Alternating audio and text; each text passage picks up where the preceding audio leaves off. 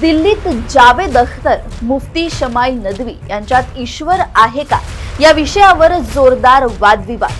Social मीडियावर तुफान चर्चा. ईश्वर अस्तित्वावरील ऐतिहासिक चर्चा. 2 तासांच्या डिबेटनं सोशल मीडियावर विविध प्रतिक्रियांचा भडीमार. जावेद अख्तरांच्या तर्कांनी पेटला वाद. आस्था विरुद्ध तर्क. दिल्लीतील डिबेटनं सोशल मीडियावर छेडलाय नवा धार्मिक वाद.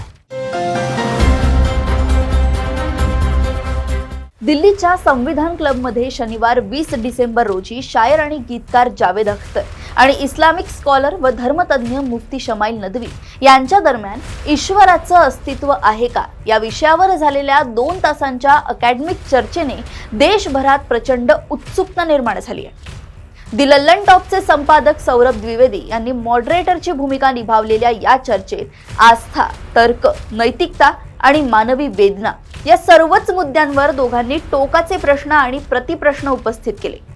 ही चर्चा सभागृहापुरतीच मर्यादित न राहता सोशल मीडियावर वणव्याप्रमाणे पसरली आहे. दोन्ही बाजूंचे तर्क, त्यांचे व्हिडिओ आणि क्लिप्स मोठ्या प्रमाणावर शेअर होत आहेत. अनेकांनी तथ्यांची पडताळणी सुरू केली असून विशेषतः जावेद अख्तर सोशल मीडियावर मोठ्या प्रमाणावर ट्रोल होत आहेत. जावेद अख्तर यांनी सुरुवातीपासूनच ईश्वराच्या अस्तित्वावर प्रश्नचिन्ह उभे केले. जर ईश्वर सर्वशक्तिमान आणि दयाळू आहे तर जगात निर्दोष मुले, स्त्रिया, आजारी लोक एवढ्या भीषण यातना का भोगतायत असा थेट सवाल त्यांनी उपस्थित केला.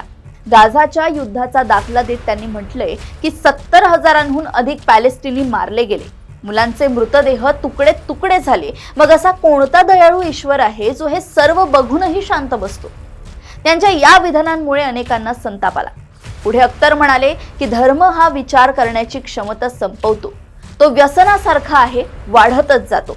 तसेच त्यांनी पुन्हा विचारलं, जर ईश्वर आहे तर तो दिसत का नाही आणि त्याने आपल्या अस्तित्वाचे पुरावे का दाखवू नये? मुफ्ती शमाईल नदवी यांनी अख्तरांच्या सर्व विधानांना धारदार प्रत्युत्तर दिलं. त्यांनी सांगितलंय की भगवानाने बुराई निर्माण केली म्हणजे तो वाईट नाही, ती मानवाला चांगले वाईट ओळखण्यासाठी दिलेली कसोटी आहे. यावर जावेद अख्तर यांनी कठोर टीका केली. चांगुलपणा समजावण्यासाठी बलात्कार झालेल्या स्त्रिया, मारलेली मुले किंवा उपचारापलीकडील आजारांनी तडफडणारी लहान मुले आवश्यक आहेत का?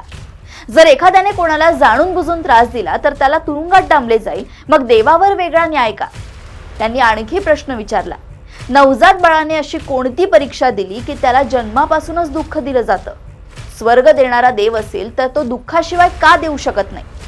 मुफ्ती नदवी यांनी मात्र स्पष्ट भूमिका घेतली. या विश्वात घडणारी प्रत्येक गोष्ट अल्लाहच्या मर्जीनुसार घडते. तो सर्व शक्तिमान आहे, त्याच्या इच्छेशिवाय पानही हालत नाही, पण त्याने मानवाला स्वतंत्र इच्छा दिली आहे, त्यामुळे पापांच्या कृतींसाठी मनुष्यच जबाबदार आहे. यावर जावेद अख्तर यांनी प्रतिप्रश्न केला. जर सर्व काही देवाच्या प्लॅनचा भाग आहे तर बलात्कार, हिंसा, खून हेही त्यांच्या प्लॅनचा भाग झाले का? आणि जर असेल तर माणसाला दोषी कसे धरता? पूर्ण नियंत्रण आणि शून्य जबाबदारी हे दोन्ही एकत्र कसे शक्य आहे? या वादविवादानंतर सोशल मीडियावर दोन्ही बाजूंनी तीव्र भावना उमटतायत.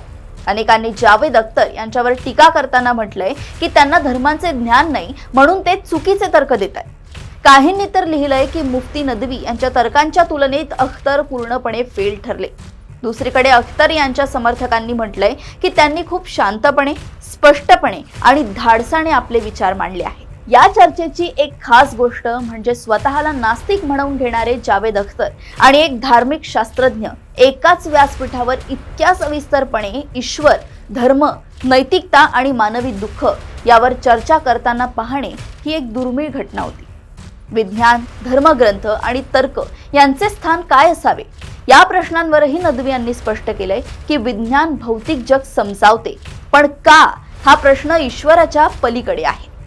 विज्ञान ईश्वराची गरज संपवत नाही तर फक्त जग कसे चालते हे सांगते.